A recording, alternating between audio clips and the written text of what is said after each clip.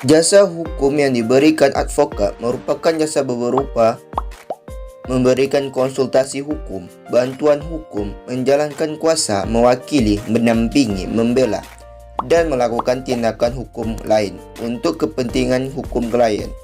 Untuk menjadi seorang advokat, terdapat syarat-syarat, prosedur, dan tahapan yang harus ditempuh, yaitu sebagai berikut. Warga negara Indonesia, bertempat tinggal di Indonesia, tidak berstatus sebagai pegawai negeri atau pejabat negara, berusia sekurang-kurangnya 25 tahun, berijazah sarjana yang berlatar belakang pendidikan tinggi hukum, mengikuti pendidikan khusus profesi advokat yang dilakukan oleh organisasi advokat, lulus ujian yang diadakan oleh organisasi advokat, magang sekurang-kurangnya 2 tahun terus-menerus pada kantor advokat, tidak pernah dipidana karena melakukan tindak pidana kejahatan yang diancam dengan pidana penjara 5 tahun atau lebih, berperilaku baik, jujur, bertanggung jawab, adil, dan mempunyai integritas yang tinggi.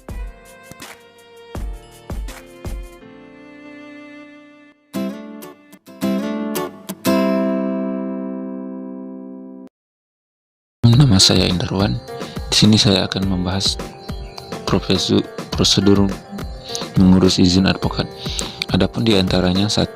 Mengikuti pendidikan khusus profesi advokat atau PKPA.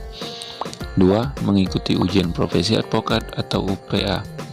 3. Mengikuti magang di kantor advokat sekurang-kurangnya 2 tahun secara terus-menerus. 4. Pengangkatan dan sumpah advokat.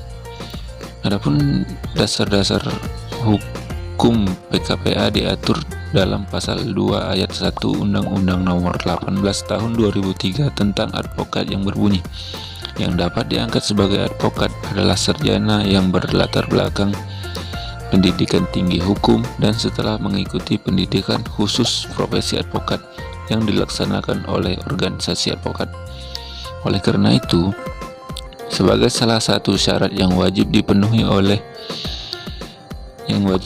untuk dapat berprofesi sebagai advokat, PKPA wajib diikuti oleh para calon advokat. Meskipun ada peraturan Menteri Ristek Dikti nomor 5 tahun 2019 tentang program profesi advokat, namun penyelenggaraan PKPA yang dilakukan oleh Pradi dan bekerja sama dengan universitas tetaplah berjalan seperti biasa.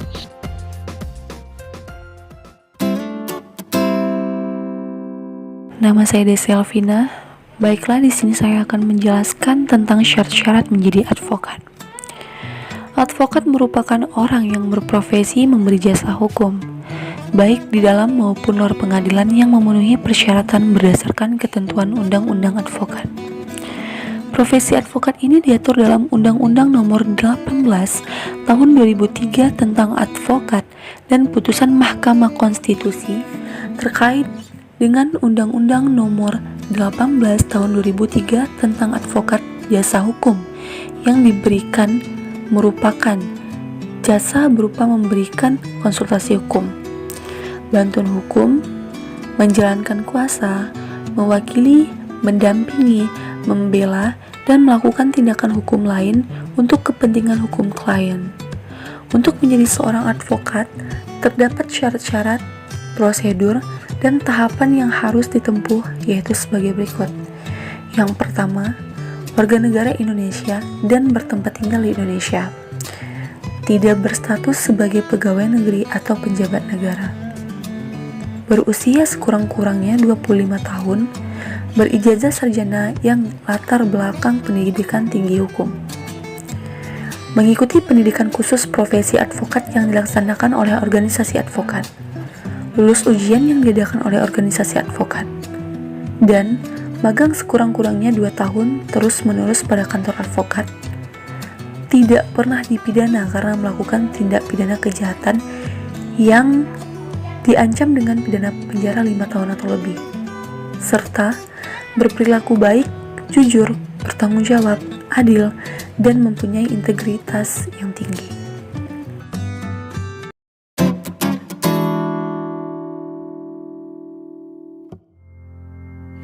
Baik, perkenalkan nama saya Muhammad Farhan Willy Aziz, NIM 118207121282. Di sini saya akan melanjutkan penjelasan dari teman-teman saya terkait dengan syarat-syarat menjadi advokat. Jika kita tinjau dari landasan adanya undang-undang advokat ini, baik landasan filosofis, landasan historis, dan landasan sosiologis, adapun beberapa dapat kita lihat. Yang pertama, negara Republik Indonesia sebagai negara hukum berdasarkan Pancasila dan Undang-Undang Dasar 1945 bertujuan mewujudkan tata kehidupan bangsa yang sejahtera, aman, tentram, tertib, dan berkeadilan. Selanjutnya, kekuasaan kehakiman yang bebas dari segala campur tangan dan pengaruh dari luar memerlukan profesi advokat yang bebas, mandiri, dan bertanggung jawab untuk terselenggaranya suatu peradilan yang jujur, adil, dan memiliki kepastian hukum bagi semua pencari keadilan dalam menegakkan hukum, kebenaran, keadilan, dan hak asasi manusia. Adapun landasan berikutnya ialah advokat sebagai profesi yang bebas, mandiri, dan bertanggung jawab dalam menegakkan hukum perlu dijamin dan dilindungi oleh undang-undang demi terselenggaranya upaya penegakan supremasi hukum. Kemudian kita berbicara masalah syarat-syarat menjadi advokat, yang mana sebenarnya sudah tertera di dalam Undang-Undang Advokat pada bab 2, pasal 2 hingga pasal 11, yang mana membahas tentang pengangkatan, sumpah, penindakan, dan pemberhentian advokat. Akan tetapi, di dalam salah satu literatur menyebutkan beberapa syarat umum menjadi advokat, yang mana di dalam buku yang dikarang oleh Sartono dan Bekti Suryani SIP dengan judul Prinsip-Prinsip Dasar Profesi Advokat. Jika kita lihat di dalam halaman 4, yang mana menjelaskan tentang syarat-syarat umum menjadi advokat, yang sebagai landasan atau dasar hukum adanya syarat-syarat umum menjadi advokat ini ialah terdapat di dalam pasal 3 ayat 1 Undang-Undang Nomor 18 Tahun 2003 tentang advokat, yang mana menjelaskan bahwa prosedur pengangkatan seseorang menjadi advokat harus memenuhi beberapa persyaratan, yaitu pelamar atau calon advokat yang bersangkutan adalah benar-benar berstatus warga negara Indonesia, yang mana penjelasan yang dimaksud di atas, orang tersebut telah tercatat di kantor kependudukan. Hal itu harus dibuktikan dengan KTP dari domisili orang yang bersangkutan. Syarat yang kedua ialah calon advokat harus bertempat tinggal atau berdomisili di Indonesia. Orang tersebut bukan warga negara asing atau penduduk asli Indonesia tetapi menetap di luar negeri. Yang ketiga ialah seseorang yang ingin menjadi advokat harus berstatus bebas dalam segala hal. Artinya, saat mencalonkan diri sebagai advokat, orang yang bersangkutan tidak berstatus sebagai pegawai negeri atau sedang menjadi pejabat negara, apalagi terjerat kasus hukum. Baik, mengenai penjelasan yang terkait dengan pegawai negeri dan pejabat negara, yaitu bahwa pegawai negeri sebagaimana dimaksud dalam pasal 2 ayat 1 Undang-Undang Nomor 43 Tahun 1999 tentang perubahan atas Undang-Undang Nomor 8 Tahun 1974 tentang pokok-pokok kepegawaian.